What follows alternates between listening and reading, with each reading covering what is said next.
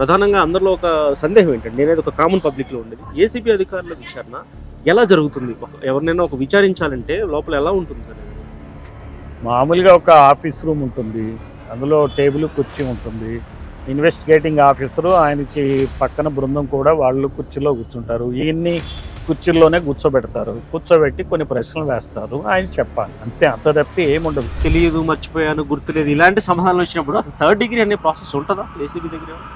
ఏసీబీలో అంటే ఏసీబీకి అవసరం రాదు.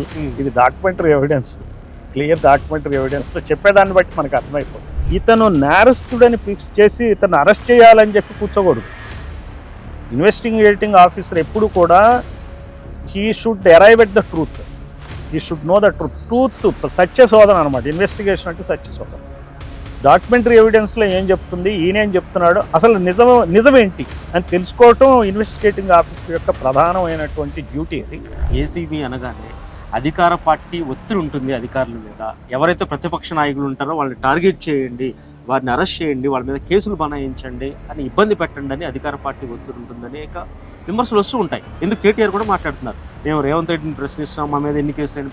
అసలు ఏసీబీ మీద రాజకీయ ఒత్తిడి ఉంటుందా ఉండదా? మీరు ఒక సీనియర్ అధికారి, మీరు చెప్పండి. నిజంగా ఓపెన్గా మాట్లాడుకుంటే కొంత వాళ్ళ ప్రభావం ఉంటుందా రాజకీయంగా, అధికార పార్టీ ప్రభావం? ఇప్పుడు మీకు తెలియదు ఏముంది, ఈ రోజున ప్రభుత్వం కాంగ్రెస్ ప్రభుత్వం. నిజం చెప్పే మీడియాని బతకనిచ్చే వ్యవస్థ, ప్రజాస్వామ్య వ్యవస్థ మన భారతదేశంలో లేనే లేదు. ఏసీబీ ఎలా విచారిస్తుంది, ఏసీబీ కేసులు ఎలా ముందుకు వెళతాయనే విషయాన్ని మనం మాట్లాడదాం. మనతో పాటు ఏసీబీ మాజీ డీజీ పూర్ణచంద్ర గారు ఉన్నారు, మాట్లాడి తెలుసుకుందాం. ఈ రేసుకు సంబంధించి కేటీఆర్ కేసులో ప్రధానంగా వినిపిస్తున్న మాట, అంటే కేటీఆర్ సైడ్ నుంచి వినిపిస్తున్న మాట ఏంటంటే, ఎక్కడ నిధులేం నా జేబులోకి రాలేదు, రాష్ట్ర అభివృద్ధి కోసం, ముఖ్యంగా హైదరాబాద్ బ్రాండ్ వాల్యూ కోసం మేము ఫార్ములా ఈ రేసింగ్ నిర్వహించాలనుకున్నాము. ఫండ్స్ ఎఫ్ఈఓకి ట్రాన్స్ఫర్ అయినప్పుడు నా మీద కేసు ఎలా పెడతారు అనేది ఆయన ప్రధాన వాదన. అంటే ఆయన జేబులోకి నిధులు రానినప్పుడు ఆయన ఏ విధంగా ఏవన్ అవుతారు? ఇప్పుడు ఇక్కడ అధికార దుర్వినియోగం అంటే, నొప్పి మాయం, సర్జరీ దూరం. మోకాలు మరియు నడుము నొప్పులను ఇకపై భరించాల్సిన అవసరం లేదు. ఆపరేషన్ లేకుండా అత్యాధునిక చికిత్స. Indo British advanced pain clinic. సంప్రదించండి 9807556889. ఎవరి జేబుల్లోకి వెళ్ళినా తప్పేగా. ప్రభుత్వ సొమ్ము ఎవరి జేబుల్లోకి వెళ్ళకూడదు. ఎవరి జేబుల్లోకి వెళ్ళినాయి, ఎలా వెళ్ళినాయి అనేది ఎలాగో ఏసీబీ నిర్ధారిస్తుంది. అసలు అవి వెళ్ళటమే తప్పు కదా. ఆయన జేబులైనా వేరే వాళ్ళ జేబులైనా వెళ్ళటానికి అవకాశం ఇవ్వకూడదు కదా. మరి ఒక సీనియర్ మంత్రిగా, సీనియర్ రాజకీయ నాయకుడిగా, అమెరికాలో ఉండి చదువుకొచ్చిన వాడిగా రూల్స్, మరి ఇన్ని సంవత్సరాలు అరవింద్ కుమార్ కూడా ఆయనతోనే దాదాపు 5-6 సంవత్సరాలు సెక్రటరీగా ఉన్నాడు. మరి రోజు రూల్స్, ప్రొసీజర్స్ ఫాలో అవ్వాల్సిన అవసరం మంత్రులకే లేకపోతే మరి చిన్న చిన్న అధికారులకు ఏముంటుందండి చెప్పండి. మరి ఏ రకంగా బాధ్యతాయుతంగా ప్రవర్తిస్తున్నట్టు మన దేశంలో మంత్రులు కానీ, ముఖ్యమంత్రులు కానీ, వీళ్ళకి అధికారం రాగానే, రాజకీయంగా ఒక పవర్ రాగానే ఇక్కడ చట్టం అనేది మర్చిపోతారు. రూల్ ఆఫ్ లాని మర్చిపోతున్నారు. రూలర్స్ లాయే రూల్ ఆఫ్ లా అవుతుంది. నేను పాలిస్తున్నా కాబట్టి నేను మాట్లాడేదే చట్టం, నేను చెప్పేదే న్యాయం అనే ధోరణిలో మన భారతదేశంలో రాజకీయ నాయకులు తయారయ్యారు. అత్యంత అవినీతి పరులయ్యారు ఈ రాజకీయ నాయకులు ఈ రోజున. ఇదేదో చిన్న కేసు ఒకటి బయటకు వచ్చింది. నిజంగా చూస్తే వివిధ ప్రభుత్వాల్లో వివిధ రాజకీయ నాయకులు చేసే అవినీతి అంతు పొంతు లేకుండా ఉంది. ఏదో చిన్న చిన్నవి ఈ రోజున వస్తున్నాయి. మరి ప్రభుత్వం మారింది కాబట్టి ఈ విషయం వెలుగులోకి వచ్చింది. సో దీన్ని కూడా ఏసీబీ విచారణ చేపట్టింది. ఈ విచారణ చేపట్టడానికి కూడా చూడండి ఎన్ని అడ్డంకులు ఏసీబీ వారికి కలుగజేస్తున్నారు. కోర్టులకి ఎందుకు వెళ్తున్నారు? ఇప్పుడు కేటీఆర్ ఆయన ఏమంటున్నాడు, నేనేం చేయలే, నేనే చెప్తే అక్కడికి పంపించారు, నేను చేసిన తప్పే కాదు అని చెప్పే వ్యక్తి ఏసీబీ వాళ్ళ ముందు అదే చెప్పొచ్చు కదా. లాయర్ కావాలా, వీళ్ళు కావాలా అని చెప్పి విచారాన్ని జాప్యం చేసి ఇవన్నీ ఎందుకు చేస్తున్నారో చెప్పండి. అది లొట్టపీస్ కేసు అయితే చేయాల్సిన అవసరం ఏముంది? వెళ్తాం, ఏం చేస్తారు అధికారులు? ఏసీబీ అధికారులు ఏం చేస్తారండి? నేను అరవింద్ కుమార్ పోయాడు, ఆయన ఎగ్జామిన్ చేశారు, 7 గంటలు వచ్చేసాడు కదా. ఆయన ఎట్లాంటి ఏం మాట్లాడట్లేదు కదా. అదే పని రాజకీయ నాయకులు చేయడానికి అడ్డమేంటి? ఎందుకంటే రాజకీయ నాయకులు చేయాల్సిన తప్పుడు పనులన్నీ చేస్తారు. అవినీతి, అంతు పొంతు లేని అవినీతి చేస్తారు. మరి అధికార యంత్రాంగాన్ని దుర్వినియోగపరుస్తారు. వాళ్ళకి ఏదైతే ఇష్టమైందో ఆ పని చేయటం, రాజుల లెక్క బిహేవ్ చేస్తున్నారు ఈ రోజున దేశంలో, రాష్ట్రంలో రాజకీయ నాయకులు. సో ఇక్కడ they are not following rule of law. ఆ దృష్టితో ఏం చేస్తారంటే మామే చర్య తీసుకుంటారా అని చెప్పి ప్రజల్లో ఒక సానుభూతి పవనాల కోసం విపరీతమైన ప్రచారం చేయటం, దానికి తగ్గట్టుగా ఛానల్స్ కూడా అటువైపు కొన్ని ఛానల్స్ ఇటువైపు కొన్ని ఛానల్స్ ఉండి ఈ విషయాన్ని పతాక శీర్షుల్లోకి ఎక్కించటం, ప్రజల్ని కన్ఫ్యూజ్ చేస్తున్నారండి. ప్రజా సమస్యల్ని పట్టించుకునే విధంగా రాజకీయ నాయకులు పనిచేస్తూ రాజకీయ నాయకుల సమస్య ప్రజా సమస్యగా తయారవుతూ ఉంది ఈ రోజున దేశంలో. ఇది ప్రజాస్వామ్యానికి మంచిది కాదు. అధికార యంత్రాంగం వాళ్ళ పని వాళ్ళని చేసుకొని ఏసీబీ అధికారులు కేసులు ఏంది ఎవరిని ఏమో అరెస్ట్ చేయలేరు. కేసు ఉంటేనే అరెస్ట్ చేస్తారు. ఒకవేళ వాళ్ళు తప్పుడుగా అరెస్ట్ చేస్తే అక్కడ కోర్టులు ఉన్నాయి. మరి మీడియాలో మీరు ఎట్లాగూ బయట పెట్టచ్చు. దీనికి ఇంత హంగామా చేయాల్సిన అవసరం ఏమాత్రం లేదండి. ముఖ్యంగా ఆయన అడ్వకేట్ నాతో పాటు ఉండాలి అంటూ కూడా వాదించడానికి అడ్వకేట్ని కనీసం అంటే విండోలో నుంచి అయినా చూసే పరిస్థితి తీసుకురావడం ఎందుకు అంత ఏమో భయమా, లేదంటే ఏసీబీ అధికారులు ఏం చేస్తారు? ప్రధానంగా అందరిలో ఒక సందేహం ఏంటంటే, నేనేది ఒక కామన్ పబ్లిక్లో ఉండేది, ఏసీబీ అధికారుల విచారణ ఎలా జరుగుతుంది? ఎవరినైనా ఒక విచారించాలంటే లోపల ఎలా ఉంటుంది అనేది? మామూలుగా ఒక ఆఫీస్ రూమ్ ఉంటుంది, అందులో టేబుల్ కుర్చీ ఉంటుంది. ఇన్వెస్టిగేటింగ్ ఆఫీసరు ఆయనకి పక్కన బృందం కూడా వాళ్ళు కుర్చీలో కూర్చుంటారు. ఈయన్ని కుర్చీల్లోనే కూర్చోబెట్టి కొన్ని ప్రశ్నలు వేస్తారు, ఆయన చెప్పాలి అంతే. అంత తప్పితే ఏముండదు. మామూలు ఇంటర్వ్యూ లాగానే ఉంటుంది.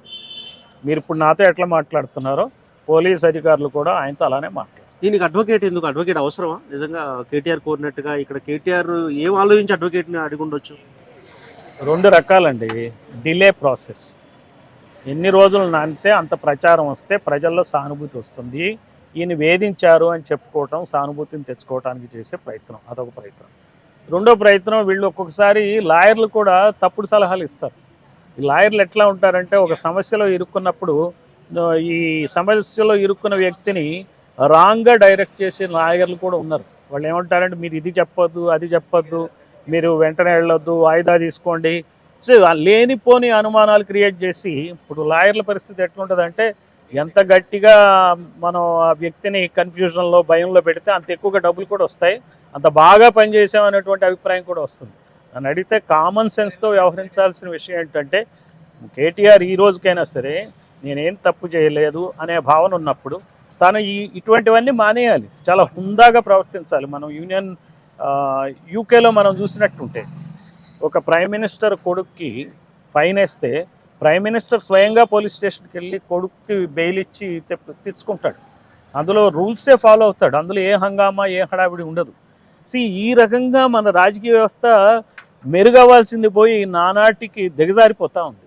సో ఇది అందుకనే ఉదాహరణ. మరి కేటీఆర్ లాంటి ప్రోగ్రెసివ్ నాయకుడు ఇటువంటివన్నీ వదిలేసి చాలా సింపుల్గా ఫెయిర్గా తన పని తను చేసుకుంటూ పోతే, చట్టం ఏది చెప్తే అది చేయనివ్వండి. There is ample scope. ఈ దేశంలో నిజంగా తప్పులు చేసిన వాళ్ళకే శిక్షలు పడట్లే, చేయనోడికి ఎందుకు శిక్ష పడుతుంది చెప్పండి? పైగా డబ్బున్నవాడికి అసలు శిక్ష పడదు, లాయర్ల తోడ్పాటు ఉంటుంది. ఏం భయపడాల్సిన అవసరం ఏంటి? సో భయంతో చేయకపోతున్నట్లయితే దేంతో చేస్తున్నట్టు? ప్రచారం కోసం చేస్తున్నట్టయితే అది మీ ఇష్టం, అదే అని అనుకోవాల్సి వస్తుంది. ఇదే కంటిన్యూ అయితే ప్రచారం కోసం, రాజకీయ లబ్ధి కోసం చేస్తున్నటువంటి కార్యక్రమాలుగా కనపడతాయి. ఇందులో గమ్మత్తైన విషయం ఏంటంటే సార్, ప్రధానంగా నేనే నిధులు బదిలీ చేయమన్నానని చెప్పి ఆయన ప్రెస్ మీట్లో చెప్తున్నారు, బయట ఓపెన్గా చెప్తున్నారు, నేను చెప్తేనే చేశారనేది. ఇటు కేటీఆర్ చేయమంటే చేశామని చెప్తున్నారు. కానీ ఇక ఏదైతే ఎవిడెన్స్ అనేది మీకు ఎక్కడ రిటర్న్గా లేదు, ఎక్కడ కూడా కేటీఆర్ ఇలా చేయమన్నా అని చెప్పి లెటర్ రాసింది కానీ ఇవన్నీ ఎక్కడ కూడా లేదు. ఇలాంటి కేసెస్లో ఎలా ఏసీబీ ముందుకెళ్తుంది సార్? సహజంగా ఎలాంటి ఆధారాలతో ముందుకెళ్తుంది? నేను ఈ వార్తాపత్రికల్లో నెట్లోనే చూశాను ఇందాకే. అరవింద్ కుమార్ ఆయన ఏదో ఇచ్చినట్టుగా, వాట్సాప్ మెసేజ్లు ఇచ్చినట్టుగా, ఇమ్మన్నట్టుగా, కేటీఆర్ ఆదేశాలు ఇచ్చినట్టుగా, స్క్రీన్ షాట్స్ ఏసీబీకి సమర్పించినట్టుగా నేను ఇందాక ఆర్టిఫిషియల్ ఇంటెలిజెన్స్ ఉంది కదా ఇవాళ రేపు, what did Arvind Kumar say to ACB అని నేను కొట్టాను చాట్ జీపీటీలో. మీరు కూడా చూడండి, అందులో క్లియర్గా ఉంది ఆయన స్క్రీన్ షాట్స్ ఇచ్చాడని ఉంది. బహుశా అలాంటి ఆధారాలు ఉండుండొచ్చు, మనకేం తెలుస్తుంది అంటే లోపల ఏం జరుగుతుందో. ఇప్పుడు ఏసీబీ విచారణ ఒక 3 వ్యక్తులను విచారించాలంటే క్వశ్చనింగ్, నేను ఏ క్వశ్చన్లు అడుగుతున్నారని మిమ్మల్ని అడగట్లేదు సార్. ఎలా ఉంటుంది సార్ అంటే, వీళ్ళు ఇచ్చే సమాధానాల ఆధారంగా ప్రశ్నలు ఉంటాయా, లేదంటే ముందుగా సిద్ధం చేసుకున్న ప్రశ్నలను సంధిస్తూ ఉంటారా? వీళ్ళు మాట్లాడే అవకాశం ఇస్తారా వీళ్ళకి? ఎలా ఉంటుంది సార్ ఈ ప్రాసెస్? ఇప్పుడు రికార్డు ఉంటుందండి, ఆల్రెడీ డాక్యుమెంటరీ ఎవిడెన్స్ ఉంది, ఎంక్వైరీ రిపోర్ట్ నడిచింది. ఆయన ఎంఏయుడి సెక్రటరీ ఒక కంప్లైంట్ ఇచ్చాడు, గవర్నర్కి పంపించింది, ఇవన్నీ కలిపి చాలా డాక్యుమెంట్స్ ఉంటాయి. ఆ డాక్యుమెంట్స్ని ఈ ఇన్వెస్టిగేషన్స్ టీమ్ స్టడీ చేస్తుంది, అక్కడ లీగల్ టీం కూడా ఉంటుంది. సో ఎవరెవరు ఏం చేశారు, ఈ డాక్యుమెంట్స్ ప్రకారం వాళ్ళ మీద ఆరోపణలు ఏంటి అనేది ఒక లిస్టు తయారు చేసుకుంటారు. కేటీఆర్ తరపున జరిగింది ఏంటి, అరవింద్ కుమార్ తరపున జరిగింది ఏంటి, హెచ్ఎండిఏ ఎక్స్ చీఫ్ ఇంజనీర్ తరఫున జరిగింది ఏంటి అనేది రాసుకున్నాక ఒక్కొక్కటి వీళ్ళు కూడా ఫ్రేమ్ చేసుకుంటారు.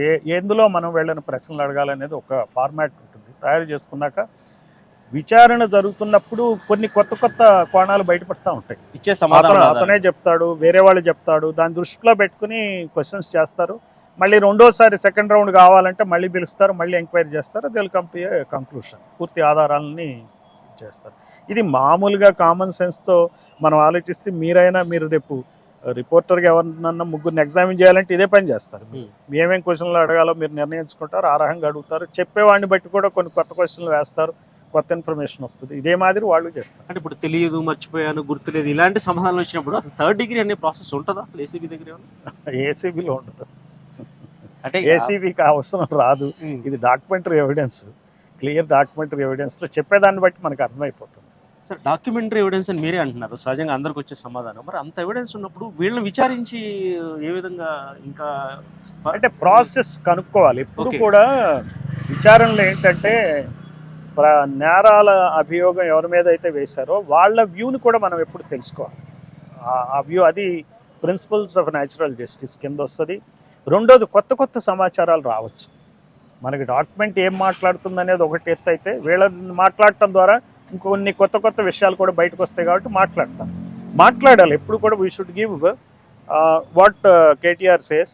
ఈ కేసు లేదు అని అంటే ఎందుకు లేదో చెప్పమని అడిగితే ఆయన ఏదో చెప్పే కారణాలు తెలుస్తాయి. బయట మీడియాలో చెప్పింది ఇంకోతోటి చెప్పింది కాకుండా ఇన్వెస్టిగేటింగ్ ఆఫీసర్ ఆయన అంతటా ఆయన ముఖతః తెలుసుకునేటువంటి అవకాశాలు ఉంటాయి. అది మంచిదే కదా, డెమోక్రటిక్గా ఉంటుంది ఎంక్వైరీ. సో ఉంది కాబట్టి ఖచ్చితంగా నేరం నిర్ధారణ అయినాక కూడా ఎక్యూజ్డ్ ఎగ్జామినేషన్ అనేది చేయాలి యాజ్ పర్ లా. అండ్ నిజంగా కూడా ఇన్వెస్టిగేటింగ్ ఆఫీసర్ చేసేది ఏంటంటే ఇతను నేరస్తుడని ఫిక్స్ చేసి ఇతను అరెస్ట్ చేయాలని చెప్పి కూర్చోకూడదు. ఇన్వెస్టిగేటింగ్ ఆఫీసర్ ఎప్పుడు కూడా he should arrive at the truth, he should know the truth. సత్యశోధన అనమాట ఇన్వెస్టిగేషన్ అంటే, సత్యశోధన.